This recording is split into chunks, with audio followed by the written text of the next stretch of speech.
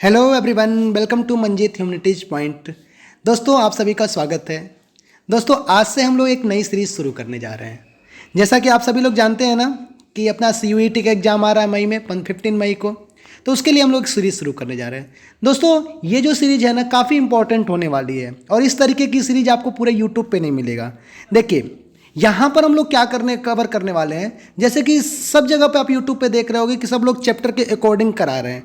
मैं इस वीडियो में क्या अलग करने वाला हूँ, मैं हर एक चैप्टर को, जो भी आप चैप्टर पढ़ रहे हो, हर एक टॉपिक को, जैसे मान लीजिए मैं bricks beads and bones topic अगर पहला हिस्ट्री का टॉपिक ले लूँ, तो उस टॉपिक को क्या कर रहा हूँ, मैं एक टॉपिक उठाया और उस टॉपिक से 10 से 12 इंपॉर्टेंट क्वेश्चन जो हैं, जो CUET एग्जाम में आ सकते हैं या आए हैं या आने वाले समय में इंपॉर्टेंट हैं, तो आपको मैं सारे क्वेश्चन जो है पहले टॉपिक से रिलेटेड वही सारा क्वेश्चन दे दूंगा। फिर दूसरा टॉपिक जो है सब्सटेंस स्ट्रेटजी का, उसके क्वेश्चन मैं ऑब्जेक्टिव में दे दूंगा। फिर तीसरा टॉपिक अगर आप ले लीजिए एग्रीकल्चर का, उसके क्वेश्चन दे दूंगा। इस तरीके से जितने भी टॉपिक हैं उस टॉपिक को हम लोग क्या करेंगे, वन बाय वन ऑब्जेक्टिव के थ्रू कंप्लीट करेंगे।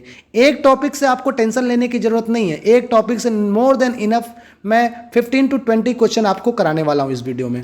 ठीक है, तो काफ़ी मज़ेदार वीडियो होने वाला है और आप लोग को काफ़ी बेनिफिट होने वाला है, क्योंकि आप लोग को काफ़ी क्वेश्चन यहाँ से एज इट इज़ मिल जाएंगे। तो करना सिर्फ क्या है, आपको सिर्फ करना ये है कि आप क्वेश्चन चैप्टर को एक बार पढ़ो और इस ऑब्जेक्टिव को एक बार देख करके सॉल्व कर लो, आपका पूरा काम हो जाना है। ठीक है, तो चलिए स्टार्ट करते हैं चैप्टर का। पहला chapter bricks beads and bones. तो पहला टॉपिक आप देखिए तो टॉपिक का नाम ही है बिगनिंग का टॉपिक है, तो वहाँ से स्टार्ट कर लेते हैं टॉपिक से।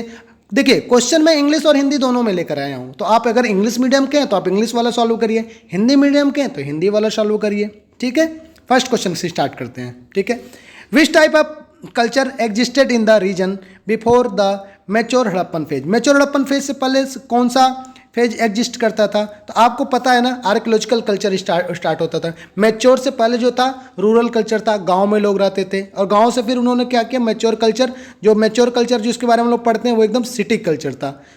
तो यहाँ पे वैदिक कल्चर तो होगा नहीं, द्रविडियन कल्चर तो होगा नहीं, archaeological culture. Very good. Second question पे आते हैं। What was a distinctive feature of the pre Harappan culture? Pre Harappan culture का क्या विशेषता था भाई, क्या कल्चर की विशेषता था?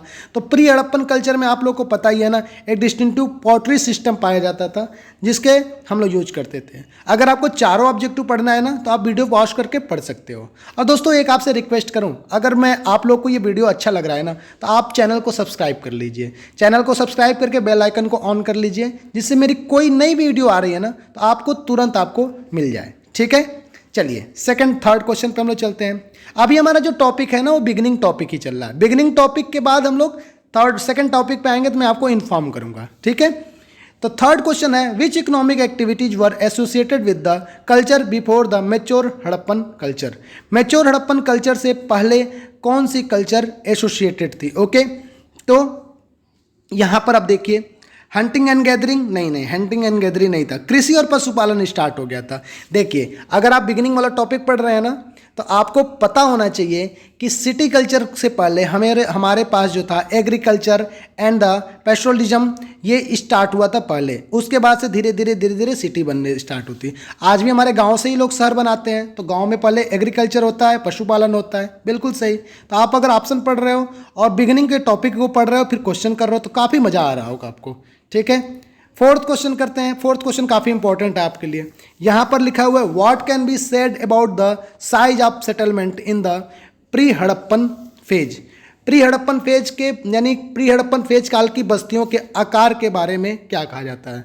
बस्तियों के आकार के बारे में पूछ रहा है। ठीक है, तो सबसे पहले क्या थे, वो काफ़ी ज़्यादा स्मॉल सेटलमेंट में थे। दे वर द स्मॉल सेटलमेंट। ठीक है, पहले बड़े नहीं थे, बाद में ना बड़े हो जाते हैं, मोहनजोदाड़ो बन जाता है, हड़प्पा बन जाता है, धौलावीरा बन जाता है, तो इस तरीके की बस्तियां आ जाती है। लेकिन स्टार्टिंग में क्या थे, वो काफ़ी स्मॉल सेटलमेंट थे। चलिए नेक्स्ट क्वेश्चन ले लेते हैं। What was the notably absent in the pre Harappan settlement. अब प्री हड़प्पन सेटलमेंट में क्या एब्सेंट था? अभी हम लोगों ने देखा विशाल इमारतें नहीं थी, लार्ज बिल्डिंग नहीं थे। लार्ज बिल्डिंग तो मोहनजोदाड़ो हड़प्पा में आया ना, जब सिटी कल्चर हम लोग का डेवलप हो गया तब। ठीक है, उम्मीद है दोस्तों आपका सारा क्वेश्चन सही हो रहा होगा, और सारा क्वेश्चन सही हो रहा है तो वीडियो को सब्सक्राइब कर लीजिए, चैनल को सब्सक्राइब कर लीजिए, वीडियो को लाइक कर लीजिए। ठीक है, नेक्स्ट क्वेश्चन पे चलते हैं। अभी हम लोग बिगिनिंग पे ही कर रहे हैं, हम सेकंड टॉपिक आएगा तो मैं आपको इन्फॉर्म कर दूंगा। अगर आपको इसका पीडीएफ चाहिए ना तो डिस्क्रिप्शन लिंक्स में मैं अपना नंबर शेयर कर दूंगा या टेलीग्राम अकाउंट शेयर कर दूंगा, जिस पे आप हमें मैसेज करके या कमेंट करके आप मुझे मांग सकते हो, मैं आपको डायरेक्टली आपको पीडीएफ शेयर कर दूंगा, ठीक है, अगर आपको पीडीएफ चाहिए तो 6 क्वेश्चन है, what evidence suggest a break between early Harappan and mature Harappan phase. Early Harappan phase और मैच्योर हड़प्पन फेज को क्या चीज़ें ब्रेक करके बताता है, ठीक है, ओके, ठीक है। तो अब यहां पर देखिए अर्ली हड़प्पन फेज को कौन सा प्रमाण प्रारंभिक और परिपक्व हड़प्पा काल के बीच में अंतर को दर्शाता है। तब यहां पर लिखा हुआ है large scale burning at some site, कुछ जो साइट है ना जहां पर बर्निंग के एविडेंस मिलते हैं, जिससे अर्ली हड़प्पन फेज और मैच्योर हड़प्पन फेज के बीच में डिफरेंस पता चलता है, ओके। चलिए नेक्स्ट क्वेश्चन पे चलते हैं। What happened to the some settlement during the transition to mature Harappan civilization? ठीक है, मेच्योर हड़प्पन फेज में देखिए जब वो लोग जब ट्रांजिशन पीरियड जब आया था ना, जब ट्रांजिशन हुआ था मेच्योर हड़प्पन फेज से, देखिए जब ट्रांजिशन फेज आया था मेच्योर हड़प्पन सिविलाइजेशन पे, तो बाद में उन्होंने क्या किया था, जैसे टू बिकम ए सिटी नहीं तो दे वेर अबाउंडेंट, हाँ उन्होंने उसको क्या किया था, छोड़ दिया था, छोड़ करके उन लोग चले गए थे, ठीक है ना, बिल्कुल सही बात है, okay. Which of the following is not mention as a feature of pre Harappan culture. कौन सा ऐसा जो इसमें दिया हुआ है जो pre mature pre Harappan culture का ये विशेषता नहीं है। तो पैस्टोरलिज्म अभी हम लोगों ने पढ़ा है, एग्रीकल्चर है, लार्ज टेम्पल, टेम्पल तो उस समय था ही नहीं, तो टेम्पल तो हमारा गलत हो जाएगा, ये हो जाएगा, ठीक है। अब देखिए दोस्तों हमारा पहला टॉपिक जो बिगनिंग है ना वो कंप्लीट हो गया है। अगर आपको पीडीएफ चाहिए तो आप लोग पीडीएफ ले लीजिए, चैनल को सब्सक्राइब कर लीजिए, वीडियो को लाइक कर लीजिए। चलिए हम लोग सेकंड फेज में चलते हैं। पहला टॉपिक पूरी तरह से आपका कंप्लीट हो गया है, पूरी तरीके से, अब इसके बाहर से कुछ भी नहीं आएगा। तो एक बार आप बिगनिंग पढ़ लीजिए और यहाँ से ऑब्जेक्टिव कर लीजिए। जितने प्रीवियस ईयर में क्वेश्चन आए हुए हैं या जो आने के चांसेज हैं उसको भी हमने कंप्लीट कर लिया है, ठीक है। अब हम लोग करते हैं सब्सटेंस स्ट्रेटजी, ठीक है। अब सब्सटेंस स्ट्रेटजी वाले क्वेश्चन में पहला क्वेश्चन है मैप 1 और मैप 2, दो मैप दिया हुआ है, देखिए यहाँ पर आप एनसीईआरटी खोलिए और दो मैप दिया हुआ है। तो दोनों मैप में दिया हुआ है कि map 1 map 2 indicate about the development of the mature Harappan culture. Mature Harappan culture कहाँ पर डेवलप हुआ था, तो जाहिर सी बात है जहाँ पर प्रारंभिक हड़प्पन कल्चर था वहीं पर तो होगा ना, जहाँ पे अर्ली हड़प्पन कल्चर था वहीं पर होगा ना, तो बी ऑप्शन सही हो गया। It develop in the area of early Harappan culture, जहाँ पर अर्ली हड़प्पन कल्चर था वहाँ पर डेवलप हो गया, ठीक है। Second question, what common element was shared between early and mature Harappan culture. Early Harappan culture और मैच्योर हड़प्पन कल्चर में कॉमन क्या था, तो सब्सटेंस स्ट्रेटजी। सब्सटेंस स्ट्रेटजी मतलब क्या होता है, लाइफ स्टाइल कैसा जीते थे, क्या उनकी डाइटरी प्रैक्टिस थी, एग्रीकल्चर प्रैक्टिस क्या थी, लिविंग स्टाइल क्या था, तो दोनों के दोनों में वो तो कॉमन ही मिलेगा, बिल्कुल सही बात है। अब यहाँ पर पहला ऑप्शन है राइटिंग सिस्टम, तो वो तो नहीं हो सकता है। अर्बन प्लानिंग, तो वो तो रूरल थे, तो वो तो हो ही नहीं सकता है, ठीक है। वीडियो पॉज करके आप क्वेश्चन को पढ़ भी सकते हो, ओके। चलिए नेक्स्ट क्वेश्चन पे करते हैं। Which specialist studies ancient plant remains. जो एंशिएंट प्लांट को जो पढ़ने के लिए जाता है, एनसीईआरटी पढ़िए, एनसीईआरटी में स्पष्ट लिखा हुआ, सारा क्वेश्चन मैंने एनसीईआरटी से लिया हुआ है, बहुत ही ज़्यादा मेहनत करके मैं निकाल कर लेकर आया हूँ। Which specialist study ancient plant remains. Ancient plant को कौन स्टडी करता है, तो बिल्कुल आप पढ़िए जूलॉजिस्ट, जियोलॉजिस्ट। आप एनसीईआरटी पढ़िए, एनसीईआरटी में लाइन में लिखा हुआ आर्कियोलॉजिस्ट, बॉटनिस्ट, ठीक है, आर्कियो बॉटनिस्ट। अब ये सी ऑप्शन पूरी तरीके से क्लियर हो जाता है, क्यों, क्योंकि जो प्लांट को और प्लांट को और रिमेन को, एंशिएंट प्लांट रिमेन को जो रिसर्च करने जाता है उसको आर्कियो बॉटनिस्ट बोलते हैं, ओके। चलिए नेक्स्ट क्वेश्चन पे जाते हैं। Which grains were found at the Harappan site. कौन कौन से ग्रेन्स हड़प्पन पे फाउंड आउट होते हैं, तो देखिए आज के टाइम पे जो आप खाते हो ना वही मिलता है, ठीक है ना। तो यहाँ पर गेहूँ, जौ, मसूर, चना, तिल। और एक चीज़ का ध्यान रखिएगा, आप राइस मत कोट करिए, क्योंकि राइस उस टाइम पर रेयर था। राइस इसलिए रेयर था क्योंकि उस टाइम राइस को प्रोड्यूस करने के लिए रेनफॉल ज़्यादा होना चाहिए, लेकिन रेनफॉल वहाँ पर वो लोग कहाँ पर रहते थे, सेमी एरिड एरिया में रहते थे, पाकिस्तान और अफगानिस्तान के रीजन में रहते थे, तो इसलिए बिल्कुल इसको आप ध्यान रखिएगा, ठीक है। नेक्स्ट क्वेश्चन पे चलते हैं, ठीक है। Which from which region are millet found in the Harappan context. Harappan में मिलेट कहाँ पे मिलते हैं, तो हड़प्पा में मिलेट कहाँ पर मिलता है, तो मिलेट आपको भी आज भी पता है गुजरात के रीजन में मिलता है। तो ये आपके CUET के एग्जाम में आया हुआ क्वेश्चन है, मिलेट आपके गुजरात में मिलता है। ठीक है, next question, rice was the found at the Harappan site but was. अब राइस तो रेयर हो गया ना, मैंने अभी बताया राइस जो था रेयर था। अब यहाँ पे पहला ऑप्शन दिया हुआ मोस्ट कॉमन, तो नहीं होगा। ठीक है, एक्सट्रीमली रेयर, रेयर होगा क्यों, क्योंकि बारिश मिलती ही नहीं थी उन लोगों को, तो बारिश जब मिलती ही नहीं थी तो राइस कैसे कर पाएंगे, नहीं कर पाएंगे। ठीक है ना, नेक्स्ट क्वेश्चन पे आते हैं, which animal were domesticated by the Harappans. Harappan लोगों ने किस किस जानवर को पालतू बनाया था, तो पालतू किस चीज़ को डोमेस्टिकेशन किया था, तो देखिए गाय छोड़ करके सारा मार लीजिएगा, गाय और घोड़ा, काऊ एंड हार्स ये छोड़ दीजिएगा, बाकी जहां पर ऑप्शन आपको मिलेगा सारे ऑप्शन सही हो जाएंगे, केवल काऊ और हार्स को याद रखिएगा, ये नहीं होगा, बाकी सब, यानी कि बी में सबसे ज़्यादा है तो वो हो गया, बी ऑप्शन हमारा सही हो गया।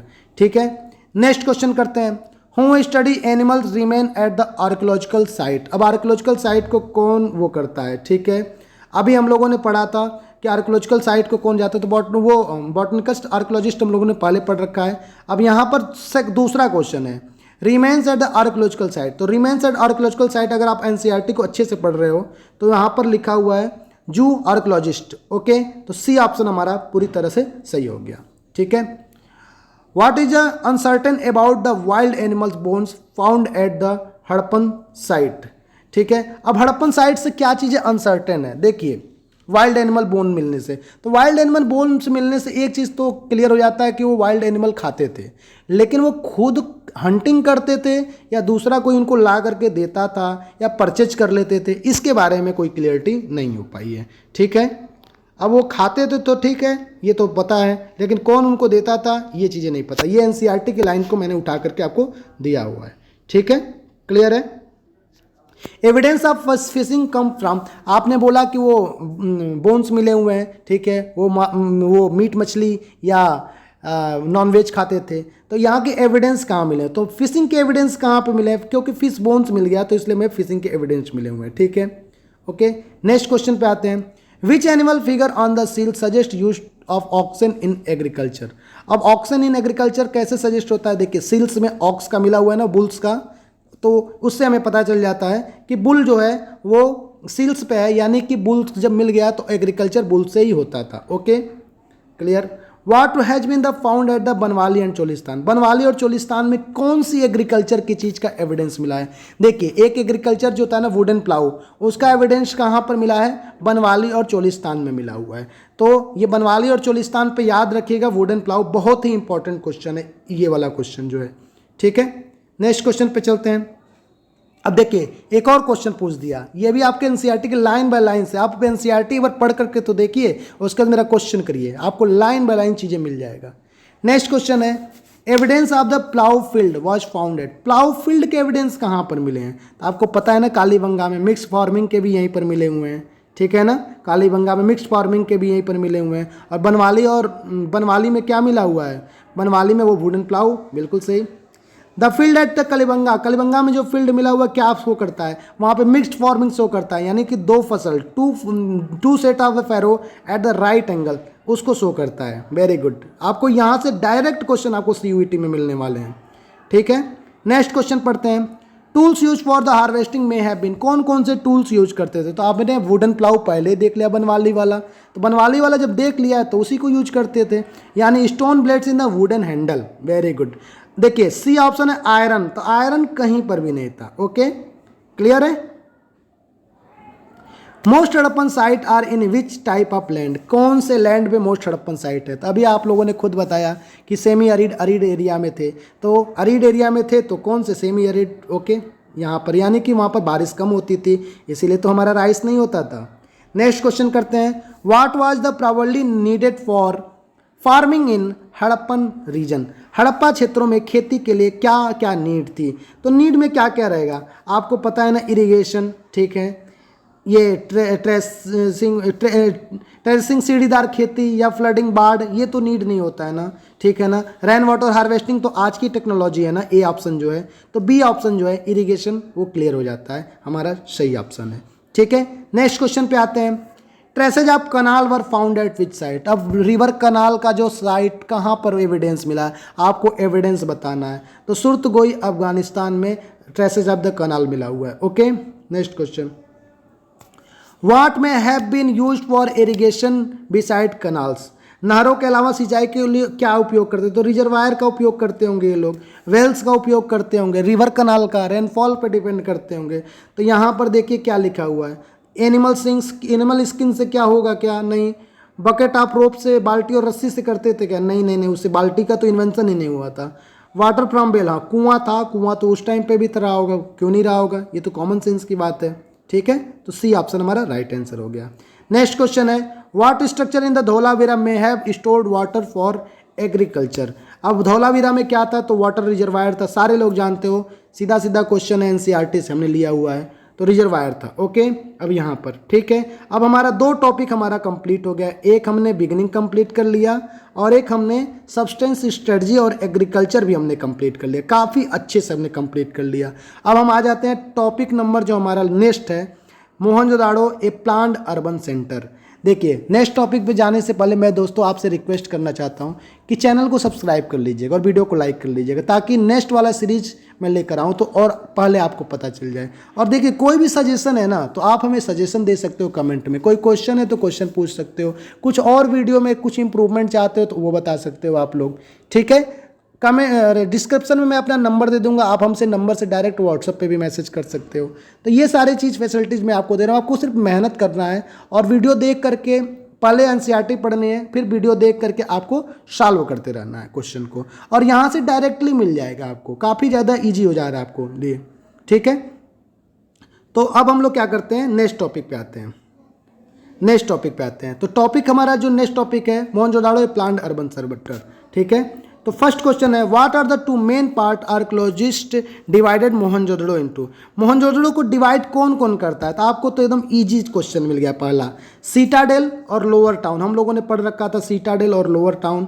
ठीक है, अपर टाउन और लोअर टाउन भी बोल सकते हो, बिल्कुल बोल सकते हो, अपर टाउन और लोअर टाउन, अपर टाउन और लोअर टाउन, लेकिन अपर टाउन को बोलते क्या थे? सीटाडेल बोलते थे ना, तो सीटाडेल और लोअर टाउन बिल्कुल बोलेंगे। ठीक है, नेक्स्ट क्वेश्चन है, why was the citadel higher than lower town. अब सीटाडेल को हायर क्यों बनाया गया था? तो आप बिल्कुल बता सकते हो, सीटाडेल को हायर इसलिए बनाया गया था क्योंकि वहाँ पर बार बार फ्लड आता था, तो ये एक को हाइट पे दे दिया और एक को लो हाइट पे दे दिया। तो ठीक है, ओके, मिट्टी के ईंटों के प्लेटफॉर्म पे बनाया जाता था। Okay, constructed on the mud brick platform पे बनाया जाता था और काफ़ी हाइट पे हो जाता था, और यहाँ पर 40 लाख लेबर एक दिन में लगते थे, तो इनको काफ़ी हाइट दे दिया जाता था। और उससे क्यों दिया जाता था हाइट? क्योंकि बारिश आती थी और वहाँ पर इंपॉर्टेंट सेंटर थे, वहाँ पर ग्रेनरी था, वहाँ पर रिलीजियस बात था, तो सबको बचाना था, इसलिए इसको हाइट बनाने के लिए क्या, मिट्टी की ईंट बना देते थे पहले। ठीक है, नेक्स्ट क्वेश्चन पे आते हैं, what separated the citadel from the lower town. Lower town को सीटाडेल से कौन सेपरेट करता था? तो आप लोगों ने पहले ही पढ़ रखा है कि फोर्टिफाइड कर देते थे, तो दीवार बना देते थे, उसको अलग दीवार में घेर दिया और उसको अलग दीवार में घेर दिया और लोअर टाउन को अलग दीवार में घेर दिया, तो दोनों को घेर दिया, तो फिर यानी कि वॉल। ठीक है, नेक्स्ट क्वेश्चन है, what does the construction of the platform in the lower town suggest. Lower town क्या सजेस्ट करता है कि इसके कंस्ट्रक्शन को? तो लोअर टाउन, अभी मैंने बताया ना कि 40 लाख लेबर लगते थे अपर टाउन लोअर टाउन बनाने में, तो large scale mobilization of labour. आप एनसीईआरटी में पढ़िए, उसी के लाइन्स में एक एक लाइन से क्वेश्चन बना करके दे रहा हूँ, आप पहले एनसीईआरटी पढ़ लीजिए और ये चैप्टर सॉल्व कर लीजिए। ओके, ठीक है, नेक्स्ट क्वेश्चन पढ़ते हैं, approximately how many person days were required to build up the foundation. देखिए वही क्वेश्चन आ गया, मैंने 40 लाख बोले जा रहा हूँ, 4 मिलियन आ गया question. What does the restriction of building activity to platform indicate. Platform what restriction क्या था? ठीक है, अब देखिए जो मोहनजोदाड़ो की जो अर्बन प्लानिंग है, आप लोगों ने पहले ही सोच लिया है कि प्लानिंग की गई है, प्लानिंग बिफोर इम्प्लीमेंटेशन। अब प्लानिंग बिफोर इम्प्लीमेंटेशन का मतलब क्या होता है कि प्लानिंग पहले हो गई, ठीक है, प्लानिंग पहले हो गई, फिर उसको इम्प्लीमेंट किया गया, यानी कि एक जगह पर पहले मैप बना करके प्लानिंग हो गई, फिर हमें मोहनजोदाड़ो बनाने के मिला। ओके, तो planning before implementation. Okay, next question पे आते हैं, what was the standard bricks ratio used in the Harappan settlement. Harappa के सेटलमेंट में कौन से ब्रिक्स रेशियो से होते? आपको 1 2 3 ये पता ही है, बिल्कुल सही, नहीं 1 to 4, सॉरी सॉरी सॉरी, अरे मल्टीप्लिकेशन में होता है 1 to 4, सॉरी 1 to 4, एक को मल्टीप्लाई करिए 2 से, फिर 2 को मल्टीप्लाई करिए 2 से, फिर 4 को मल्टीप्लाई करिए 2 से, इस तरह से वेट मेजर भी आप निकाल सकते हो। ठीक है, next question, what type of BRICS were used in the Mohenjodaro, Mohenjodaro में कौन सी ब्रिक यूज होती थी? तो देखिए धूप में पकाते थे वो लोग, आज के तरीके से भट्टे में तो पका नहीं सकते, ईंट जो भट्टा बनाया जाता है, तो धूप में करते थे, और उसके बाद से कुछ को आग लगा करके उसको जला भी देते थे, तो वो तो दोनों तरह से बना सकते थे, बोथ सन ड्राइड और बेक्ड दोनों तरह से बन जाता था। ठीक है, next question, which aspect of Mohenjodaro shows it was a plant city, कैसे पता चल गया कि प्लांट सिटी है? तो प्लांट सिटी में आप लोग को पता है ना प्लानिंग कैसे होती है, स्टैंडर्डाइज ब्रिक्स, सारे ब्रिक्स के एक साइज 1:2:4, ठीक है, और फिक्स्ड कंस्ट्रक्शन एरिया, सीटाडेल कहाँ पर रहेगा, ग्रेट बाथ कहाँ पर रहेगा, लोअर टाउन कहाँ पर रहेगा, 40 लाख लेबर कब आएंगे, ये सारी चीज़ दिखाता है, काफ़ी प्रॉपर प्लानिंग करके लिखी हुई थी। देखिए सी ऑप्शन तो पहले ही कट जाएगा, किलेबंदी और ये यूज ऑफ आयरन, ये सब क्या लिखा हुआ है तुमने। ठीक है, तो ये ऑप्शन आप थोड़ा सा दिमाग लगाओगे तो आप कर ले जाओगे। नेक्स्ट क्वेश्चन पे आते हैं, which material was the primarily use for the constructing platform इन मोहनजोदड़ो, मोहनजोदड़ो को कंस्ट्रक्ट करने के लिए क्या यूज होता था? तो आपने पहले ही पढ़ रखा है, मड ब्रिक पे तो बना हुआ है, तो मड ब्रिक के आंसर में आ गया। ओके, बिल्कुल सही। अब हम लोग आ जाते हैं नेक्स्ट टॉपिक पे। नेक्स्ट टॉपिक हमारा है laying out in drain in the Harappan city. देखिए टॉपिक बाई टॉपिक मैं आपको दे रहा हूँ, तो टॉपिक को पढ़िए उससे और यहाँ पर सॉल्व कर लीजिए, दोनों का दोनों काम हो गया। ठीक है, यहाँ पर फर्स्ट क्वेश्चन है, what was one of the most distinctive feature of the Harappan city. ये कहाँ से हमने क्वेश्चन लिया? नेक्स्ट टॉपिक से, जो मोहनजोदड़ो प्लानिंग अर्बन सेंटर्स की का नेक्स्ट टॉपिक है, laying out drains in the Harappan city. तो पहला टॉपिक क्या है? What was one of the most distinctive feature of the Harappan city, Harappan city का क्या डिस्टिंक्टिव फीचर है? तो डिस्टिंक्टिव फीचर क्या है इसका? ओके, अब यहाँ पर देखिए ड्रेनेज सिस्टम की हम लोग बात कर रहे हैं ना, यहाँ पे लेइंग आउट द ड्रेनेज के सिस्टम की, तो सबसे डिस्टिंक्टिव फीचर क्या है, सबसे प्रमुख फीचर क्या है इसका? यहाँ पर carefully planned drainage system. Okay, next question पे आते हैं, what pattern were Harappan street laid out in. अब यहाँ पर आपको पता होना चाहिए कि हड़प्पा के जो पैटर्न थे, जो उनके इरिगेशन नहीं, ड्रेनेज सिस्टम जो होता था ग्रिड पैटर्न पे था। ग्रिड पैटर्न मतलब क्या होता है कि एक घर जैसे यहाँ, एक घर जैसे यहाँ, एक घर जैसे यहाँ, और एक घर जैसे यहाँ, एक घर यहाँ, एक घर यहाँ, बीच में किनारे किनारे से नालियाँ निकलती हैं, और ये रोड होता है, ये रोड यहाँ पर नालियाँ निकलती हैं। एक मिनट फिर से बनाते हैं, ये ग्रिड पैटर्न पे बना हुआ रोड है, रोड नहीं मकान, और बीच यहाँ से नालियाँ, यहाँ से नालियाँ, और बीच में ये रोड है, ये रोड है। ठीक है, तो इसको बोलते हैं ग्रिड पैटर्न। तो यहाँ पर पूछा है what pattern were Harappan street laid out in, तो ग्रिड पैटर्न पे बने हुए थे, और 90 डिग्री एंगल पर क्या करते थे? कट करते थे। अब 90 डिग्री एंगल पे ही तो रोड कट करते हैं आज भी हम लोग के जो भी रोड होते हैं। ठीक है, नेक्स्ट क्वेश्चन पे आते हैं, which was the likely built first in the Harappan town, Harappa town पे पहली बार फर्स्ट क्या बना था? ठीक है, तो पहली बार हड़प्पा में क्या बना था? तो सबसे पहले तो स्ट्रीट विद द ड्रेन बना दिए थे वो लोग। ठीक है, ड्रेनेज सिस्टम काफ़ी प्रॉपर था। ठीक है, सबसे पहले उन्होंने ड्रेनेज का व्यवस्था किया, फिर उन्होंने सिटी बनाई, क्योंकि आपको पता है ना पहले प्लानिंग करते थे वो। Why did every Harappan house need at least one wall along A street, क्यों वो एक कुआं रखते थे अपने पास? हर घर में एक कुआं मिला मोहनजोदड़ो के। ठीक है, ओके, तो देखिए दोस्तों क्वेश्चन पढ़ने में थोड़ी सी गलती होगी। Why did every Harappan house need at least one wall, है मैंने वेल पढ़ लिया, कुआं पढ़ लिया, one wall along the street. अपने वॉल क्यों रखते थे, मतलब दीवार क्यों बनाते थे? हर हड़प्पा घर को कम से कम एक दीवार सड़कों के साथ क्यों बनानी पड़ती थी? एक दीवार सड़कों के साथ क्यों बनाते हैं, आज क्यों बनाते हैं बताओ? सबसे पहले घर का जो गंदा पानी है ना, उसको सड़क में बहाने के लिए, सड़क की नालियों में बहाने के लिए, तभी हम लोग लास्ट में कनेक्ट कर देते हैं और उसी से बहा करके हमारा पानी निकल जाता है, तो इसलिए बनाना पड़ता है। ठीक है ना। नेक्स्ट क्वेश्चन है, what does the drainage system suggest about Harappan urban planning, Harappan urban planning में ड्रेनेज सिस्टम क्या सजेस्ट करता है? ओके, तो यहाँ पर देखिए जो ड्रेनेज सिस्टम था ना, मैंने आप लोगों को पहले ही बता दिया, it was the scientifically and the systematically planned, पूरी तरीके से प्लान करके ड्रेनेज सिस्टम बनाया गया था। अब यहाँ पर पहला लिखा हुआ इट वाज अनप्लान्ड, तो ये तो होगा नहीं। It was the religiously inspired, religious पे नहीं था। It was the scientifically and the systematically planned, ये तो बिल्कुल सही है। नेक्स्ट क्वेश्चन पे आते हैं। ठीक है, नेक्स्ट टॉपिक अब हमारा क्या है, अब यहीं पर अब कंप्लीट करते हैं, वीडियो थोड़ा लंबा हो जाएगा, 2 से 3 से 4 वीडियो आएगा, पूरा हम लोग इंडस वैली सिविलाइजेशन को कंप्लीट कर लेंगे। ठीक है, चलिए यहीं पर वीडियो को ख़त्म करते हैं। वीडियो अच्छा लगा हो तो लाइक कर लीजिएगा, किसी को शेयर कर दीजिएगा, चैनल को सब्सक्राइब कर लीजिएगा। ठीक है, मिलते हैं नेक्स्ट वीडियो में। इसी तरीके से आपको एनसीईआरटी पढ़ते जाना है और ऑब्जेक्टिव लगाते जाना है। मैं ऑब्जेक्टिव की सीरीज़ आपको कंप्लीट कराऊंगा 15 मई तक, और हम लोग बहुत ही अच्छे तरीके से तैयारी करेंगे। Thank you so much. कोई सजेशन हो तो आप कमेंट में बता सकते हो।